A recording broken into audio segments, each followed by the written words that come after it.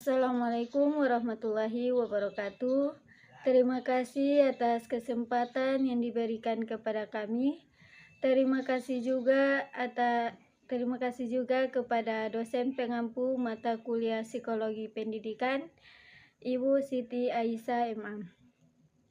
Baik, kami dari kelompok 5 yang terdiri dari 4 anggota, yaitu saya sendiri, Mazia Fanda Sunge sebagai pemateri pertama, dan rekan-rekan saya yaitu Putriana Marcella Lamanau sebagai pemateri kedua, materi ketiga yaitu Wafiq Fadila Palebo, dan yang terakhir Kasmi Julimanis sebagai pemateri keempat. Baik, langsung saja kami akan mempresentasikan materi yang berjudul Pembelajaran dan Motivasi. Latar belakang. Pendidikan memiliki peranan yang besar untuk membangun dan mengembangkan suatu negara. Kemajuan negara atau bangsa dapat dilihat dan diputuskan melalui bagaimana kemajuan pendidikan pada negara tersebut. Maka dari itu, dalam suatu negara, pendidikan sangat perlu diperhatikan dan dilaksanakan dengan baik agar hasil yang didapatkan optimal. Keberhasilan siswa dalam pendidikan dapat dilihat dari hasil pembelajaran. Pembelajaran adalah suatu proses di mana lingkungan seseorang secara disengaja dikelola untuk memungkinkan ia turut serta dalam tingkah laku tertentu dalam kondisi-kondisi khusus untuk menghasilkan hasil belajar siswa yang menunjukkan peningkatan dapat berasal dari berbagai macam faktor. Di antaranya yaitu faktor motivasi belajar pada siswa itu sendiri, respon terhadap situasi tertentu. Pembelajaran merupakan himpunan khusus dari pendidikan.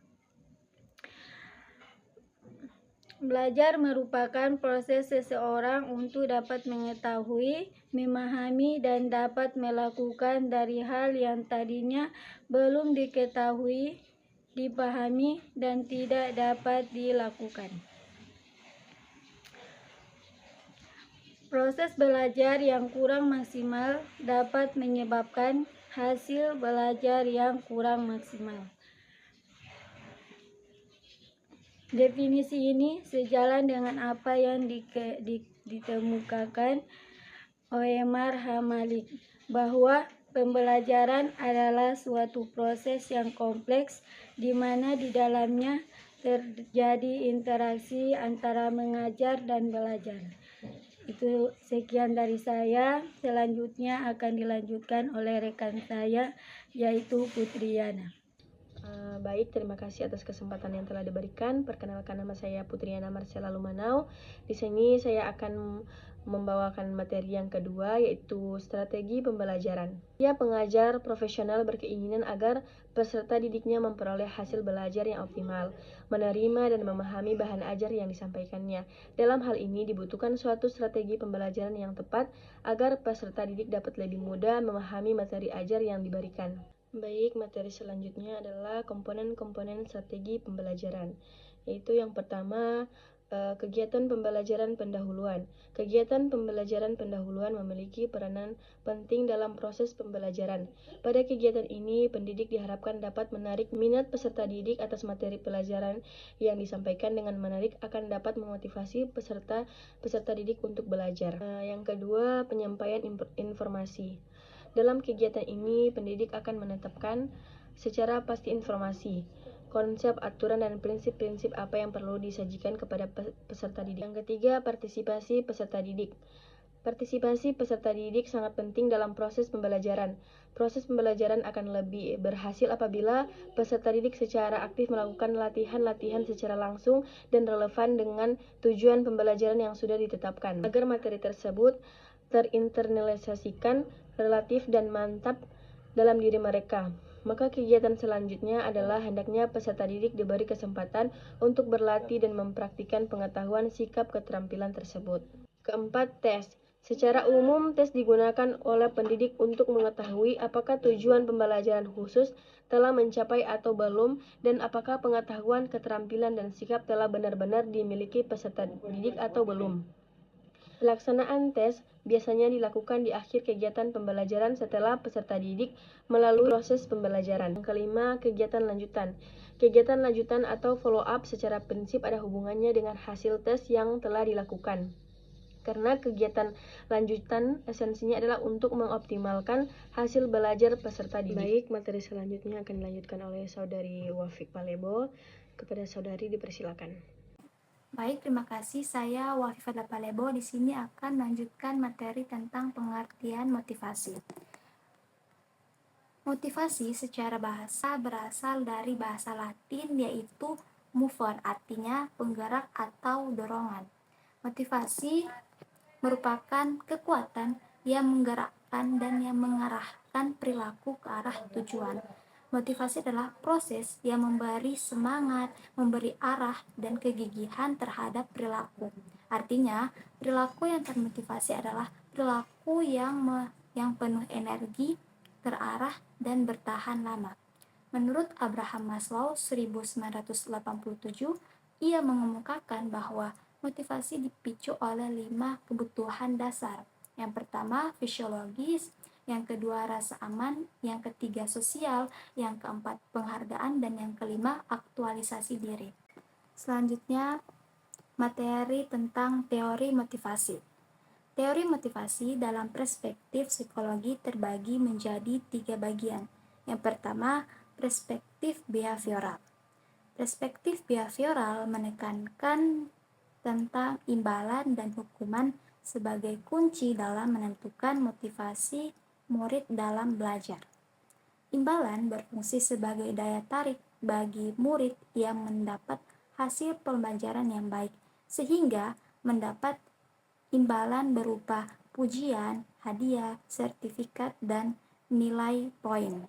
Sedangkan hukuman berfungsi ketika murid melakukan kesalahan. Hukumannya berupa teguran dan peringatan.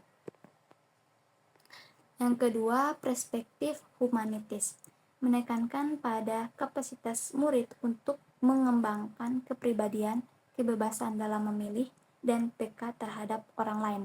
Yang ketiga, perspektif kognitif. Menurut perspektif kognitif, pemikiran murid akan memandu motivasi mereka, jadi pikiran yang memberikan arahan kepada motivasi siswa dalam belajar.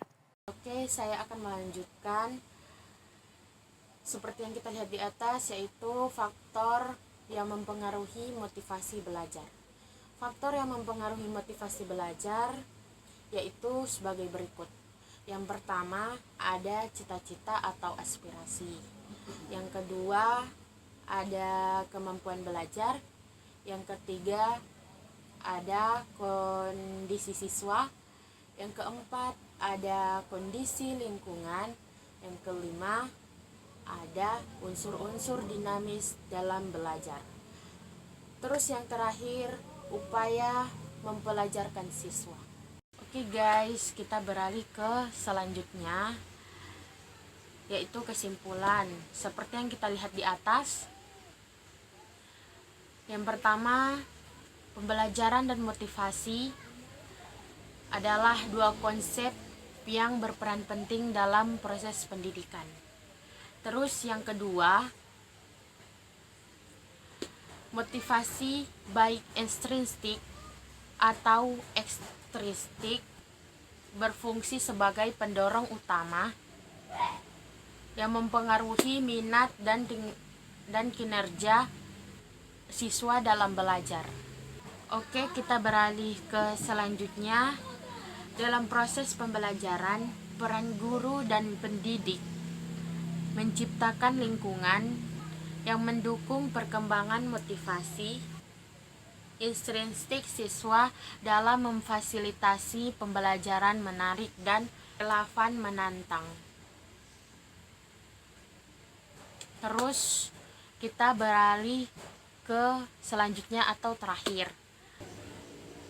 Sebagai kesimpulan, pemahaman faktor-faktor yang mempengaruhi motivasi dan pembelajaran sangat penting bagi para pendidik dan memahami cara motivasi siswa baik dari intrinsik atau ekstrinsik.